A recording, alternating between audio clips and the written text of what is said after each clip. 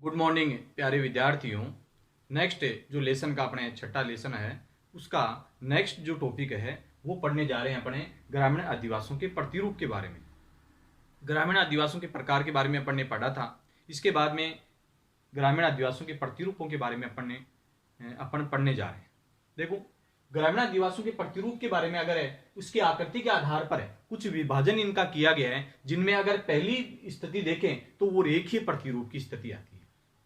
जैसे मान लो अपने ग्रामीण क्षेत्र में किस प्रकार की उसकी बसावट है, वो प्रतिरूप कैसे निखर करके आता है, उभर करके किस प्रकार से आता है, वही उसका प्रतिरूप कहलाता है। वही क्या कहलाता है, मतलब उसका आकार प्रकार किस प्रकार के स्थिति में आता है। ठीक है, जैसे मान लो इसमें पहला जो प्रतिरूप है आपके वो रेखीय प्रतिरूप है।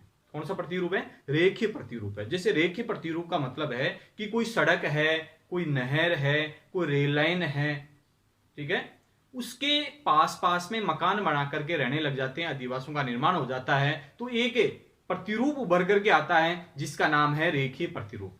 किस नाम से है वो? रेखीय प्रतिरूप के नाम से उसको जाना जाता है। तो देखो, इसमें अधिवास के बसाव की आकृति के आधार पर किए गए विभाजन को अधिवास प्रारूप कहा जाता है। अधिवास की बसाव की आकृति के आधार पर किए गए जो विभाजन है ना, उसको उसके अधिवास के प्रतिरूप को क्या कहा जाता है, मतलब अधिवास प्रतिरूप कहा जाता है। इनको निम्न भागों में बांटा गया है, अलग अलग भागों में इसको बांटा गया है, जिनमें पहला है आपके रेखीय प्रतिरूप। कौन सा प्रतिरूप है? रेखीय प्रतिरूप है। रेखीय प्रतिरूप के बारे में अपन ने जिक्र किया अभी कि कोई सड़क है, रेल मार्ग है, नहर है, कोई नदी है या कोई सागर तटीय भाग है, उसके सहारे बस्ती का विकास होता है, तो ऐसे रेखीय प्रतिरूप वाले अधिवास निर्मित होते हैं। ऐसे रेखीय अधिवास प्रतिरूप विकसित होते हैं भारत में। जैसे गंगा और यमुना के पास पास में मैदानी क्षेत्र के पास पास में जो प्रतिरूप बसे हुए हैं या बने हुए हैं उसको रेखीय प्रतिरूप के नाम से जाना जाता है। किस नाम जानेंगे उसको? रेखीय प्रतिरूप के नाम से उसको जाना जाता है। जैसे मान लो कोई सड़क मार्ग जा रहा है, उसके पास पास में मकान बना करके रहते हैं, या कोई रेल मार्ग जा रहा है उसके पास पास में अधिवास बना करके रहते हैं, या कोई नहर है, ठीक है, इसके अलावा कोई नदी है, कोई सागर तट है, उसके पास पास में, मतलब उसकी आवश्यकताओं की पूर्ति हो जाती है आसानी से मनुष्य की। इसके कारण से वो प्रवृत्ति उनमें पाई जाती है और अपने आप ही एक रेखीय प्रतिरूप बन जाता है। कैसा प्रतिरूप बनता है? रेखीय प्रतिरूप। उस प्रकार से अगर स्थिति में बने तो वो एक रेखा, मतलब सरल रेखा के रूप में, किस रूप में? एक सरल रेखा के रूप में। जैसे मान लो ये सड़क है या कोई रेल है या कोई नदी है या कोई सागर तट का क्षेत्र है, तो इसके पास पास में क्या है, अधिवासों का निर्माण हो जाए, अधिवासों का यहां पर पास पास में इनके निर्माण हो जाए, तो उसको क्या कहेंगे? एक सीधी सरल रेखा के रूप में। ठीक है, तो उसको रेखीय प्रतिरूप के नाम से जाना जाता है। किस नाम जानेंगे उसको? रेखीय प्रतिरूप के नाम से जानते हैं। इसके बाद में दूसरे नंबर पर आता है आपके तीर प्रतिरूप। किसे कहेंगे? तीर प्रतिरूप। किसी अंतरीप की शीर्ष पर, अंतरीप के शीर्ष पर नदी के विसर्ग के सहारे, लास्ट स्टेज, ठीक है, नदी के विसर्ग के सहारे, मतलब घुमावदार सर्पिलाकृति में जब घूमती है वो नदी, तो उस जगह या दो आब के बीच दो नदियां आपस में आकर के मिल रही है, ठीक है, बीच तीर नुमा अधिवास प्रतिरूप विकसित होता है। भारत में कन्याकुमारी व उड़ीसा में चिल्का झील, भारत में कन्याकुमारी व उड़ीसा में कौन सी झील है? चिल्का झील है, वहां पर है तीर नुमा प्रतिरूप विकसित होता है। झील तट पर इस प्रकार के अधिवास विकसित होते हैं। चिल्का झील है, उसके तट पर भी इस प्रकार के अधिवास देखने को मिलते हैं। वो कौन से हैं? तीर प्रतिरूप। कौन से प्रतिरूप हैं? तीर प्रतिरूप भी पाए जाते हैं। जैसे मान लो अपने ये भाग है, ये कोई नदी जा रही है, यहां से इसका विसर्ग हो गया, या एक नदी इधर से आ रही है, एक नदी इधर से आ रही है, दोनों आपस में मिल रही है, दोनों के बीच का क्षेत्र है, वहां पर क्या है? एक मैदानी प्रदेश है और उस जगह जनसंख्या निवास कर रही है, अधिवास बना करके रह रही है, तो बीच वाला जो क्षेत्र है ना, कि किस प्रकार से प्रतिरूप विकसित होगा? वो तीर नुमा प्रतिरूप के समान वो दिखाई देगा, तो उसको तीर प्रतिरूप के नाम से जाना जाता है। किस नाम जानेंगे उसको? तीर प्रतिरूप के नाम से जाना जाता है। ठीक है, इसके बाद में अपन बात करें त्रिभुजाकार प्रतिरूप। त्रिभुज की आकृति के समान, किसकी आकृति के समान? त्रिभुज की आकृति के समान, जैसे मान लो ये त्रिभुज है, उसके पास पास में यहां पर ये प्रतिरूप विकसित होते हैं, अधिवास बना करके रहने लग जाते हैं, तो वो तीर प्रतिरूप के नाम से उसको जाना जाता है। देखो, नदियों, नहरों व सड़कों के संगम पर, नदियों है, नहरों हैं और सड़कों के संगम पर इस प्रकार के प्रतिरूपों का विकास होता है। जैसे मान लो ये नदियां हैं, ये जाकर के यहां मिल रही है, यहां पर मिल रही है, यहां पर मिल रही है, सड़कें मिल रही है, ठीक है, तो उनके संगम पर, मतलब जहां पर ये संगम हो रहा है वहां पर ये प्रतिरूप विकसित होता है। तो दूर से ऐसे देखने से मिलता है कि भाई ये त्रिभुजाकार आकृति में, किस प्रकार की आकृति में, त्रिभुजाकार आकृति में, तो वो त्रिभुज प्रतिरूप के नाम से उसको जाना जाता है। किस नाम जानेंगे उसको? त्रिभुज प्रतिरूप के नाम से जाना जाता है। भारत में पंजाब हरियाणा में ऐसे प्रतिरूप देखने को मिलते हैं। पंजाब और हरियाणा का जो क्षेत्र है, नहरों वाला क्षेत्र है, सड़कों के जाल वाला क्षेत्र है, ठीक है, उस जगह त्रिभुजाकार प्रतिरूप देखने को मिलता है। किस नाम से जानेंगे उसको? त्रिभुजाकार प्रतिरूप के। जैसे नदियां हैं, नहरें हैं, सड़कें हैं, वो जहां पर जाकर के मिलेंगी, संगम स्थान होगा, वहां पर अधिवासों का निर्माण होगा, तो वो त्रिभुजाकार प्रतिरूप के नाम से उसको जाना जाता है। किस नाम जानेंगे उसको? त्रिभुजाकार प्रतिरूप के नाम से। इसके बाद में आता है आयताकार प्रतिरूप या चौक-पट्टी प्रतिरूप। आयताकार प्रतिरूप या चौक-पट्टी प्रतिरूप, जैसे मान लो विभिन्न दिशाओं से आकर के जब सड़कें हैं वो एक दूसरे को काटती है, तो उसके पास पास में जो अधिवासों का निर्माण होता है वो आयताकार प्रतिरूप के नाम से उसको जाना जाता है। किस नाम जानेंगे उसको? आयताकार प्रतिरूप के नाम से जाना जाता है। जैसे मान लो आपके जब दो सड़कें आपस में मिलती है, एक सड़क इधर से जा रही है और एक सड़क इधर से आ रही है, ठीक है, एक सड़क इधर से आ रही है तो ये इधर से जा रही है, ये इधर से आ रही है तो ये इधर से जा रही है, तो इस प्रकार का जो प्रतिरूप देखने को मिलता है वो कौन सा होता है? चौक-पट्टी प्रतिरूप या आयताकार प्रतिरूप। किस नाम जानेंगे उसको? आयताकार प्रतिरूप के नाम से उसको जाना जाएगा, ठीक है, आयताकार प्रतिरूप के नाम से उसको जाना जाएगा। किस नाम जानेंगे उसको? आयताकार प्रतिरूप के नाम से उसको जाना जाएगा।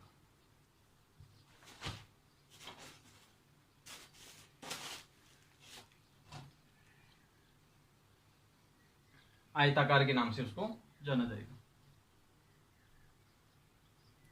ठीक है। तो देखो, इनमें विभिन्न दिशाओं से दो सड़कें आपस में आकर के मिलती है तो एक आयताकार प्रतिरूप बनता है। कौन सा प्रतिरूप बनता है? वो आयताकार प्रतिरूप बनता है। देखो, इसके बाद में अपन बात करें, जब दो सड़कें आपस में मिलती है तो उनके मिलन स्थान से दोनों सड़कों के किनारे लंबवत गलियों का निर्माण होता है, तब आयताकार प्रतिरूप बनता है। दो सड़कें आपस में मिलती है और उनमें लंबवत गलियों का निर्माण होता है तो आयताकार प्रतिरूप देखने को मिलता है। इसके बाद में अपन बात करें अर्य या त्रिज्या प्रतिरूप। अर्य या त्रिज्या प्रतिरूप, जब किसी क्षेत्र में एक स्थान पर, जब किसी क्षेत्र में एक स्थान पर अनेक दिशाओं से कच्ची या पक्की सड़कें मिलती है, अनेक दिशाओं से कच्ची और पक्की सड़कें आकर के मिलती है, तो मिलन स्थान से त्रिज्याकार मार्गों पर मकानों का निर्माण होता है, परंतु सभी गलियां मुख्य चौराहों पर मिलने से समानांतर नहीं होती।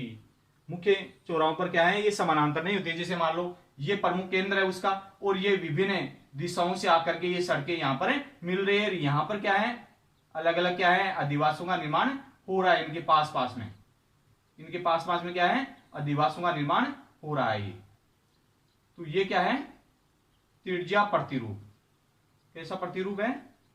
त्रिज्या प्रतिरूप के नाम से इसको जाना जाता है, या अर्य प्रतिरूप के नाम से उसको जाना जाता है। फिर से देख लो आपने, जब किसी क्षेत्र में एक स्थान पर अनेक दिशाओं से कच्ची या पक्की सड़कें मिलती है तो मिलन स्थान से त्रिज्याकार मार्गों पर मकानों का निर्माण होता है, परंतु सभी गलियां मुख्य चौराहों पर मिलने से समानांतर नहीं होती है। इसके बाद में था वर्ताकार प्रतिरूप। जैसे मान लो कोई जमींदार हो, कोई साहूकार हो, ठीक है ना, कोई वर्चस्व वाला व्यक्ति हो या कोई धार्मिक स्थान हो, तो उस जगह अनेक दिशाओं से आकर के सड़कें मिले, मार्ग हो उनका मतलब जाने का। तो देखो, इनमें किसी झील, तालाब, कुएं, किले, धार्मिक स्थान या चौपाल के चारों ओर मकान बनने से निर्मित बस्ती का आकार वर्ताकार प्रतिरूप होता है। इसके कारण से उसको वर्ताकार प्रतिरूप के नाम से जाना गया। किस नाम जानेंगे उसको? वर्ताकार प्रतिरूप के नाम से जाना जाता है। देखो, किसी झील है, तालाब है, कुआं है, कोई किला है, धार्मिक स्थान है या चौपाल का कोई स्थान है, उस ओर मकान बनने से निर्मित बस्ती का आकार वर्ताकार प्रतिरूप में दिखाई देता है, इसके कारण से उसको वर्ताकार प्रतिरूप के नाम से जाना जाता है। जैसे मान लो ये भाग है, ये बीच वाला केंद्र का भाग है और इनके चारों ओर क्या है, अधिवासों का निर्माण हो रहा हो, तो ऐसे लगे कि वर्त की आकृति के समान। कैसे आकृति के समान लगे? वर्ताकार आकृति के समान लगे, तो वो वर्ताकार प्रतिरूप के नाम से उसको जाना जाएगा। किस नाम जानेंगे उसको? वर्ताकार प्रतिरूप के नाम से जाना जाएगा। इसके बाद में आता है तारा प्रतिरूप। किस नाम जानेंगे उसको? तारा प्रतिरूप के नाम से। ये प्रारंभ में अरीय प्रतिरूप के रूप में विकसित होता है। ये अरीय था, उस प्रकार से विकसित होता है पहला जो तारा प्रतिरूप है, तारे के समान। किंतु बाद में बाहर की ओर जाने वाली सड़कों के किनारे मकान बनने से इसकी आकृति तारे जैसी होती है, इसलिए इसको किस नाम जानेंगे? तारा प्रतिरूप के नाम से उसको जाना जाएगा। ये जो भाग है इसके पास पास में क्या है, मकानों का निर्माण होता है, बाहर की ओर बस्तियां ज्यादा बसने लग जाती है, तो उसको किस नाम जानेंगे? तारा प्रतिरूप के नाम से जाना जाता है। तो ऐसे अलग अलग है। पहला था अपने रेखीय प्रतिरूप, दूसरे नंबर पर तीर प्रतिरूप है, तीसरे नंबर पर आपके त्रिभुजाकार प्रतिरूप है, ये चौथे नंबर पर आयताकार प्रतिरूप या चौक प्रतिरूप है, अरीय त्रिज्या प्रतिरूप है, वर्ताकार प्रतिरूप है और तारा प्रतिरूप। ये 7 प्रतिरूप अपन पढ़ रहे हैं। इसके बाद में देखो अपने नेक्स्ट जो 8वें नंबर का आता है वो है पंखा प्रतिरूप। आपके कौन सा प्रतिरूप है?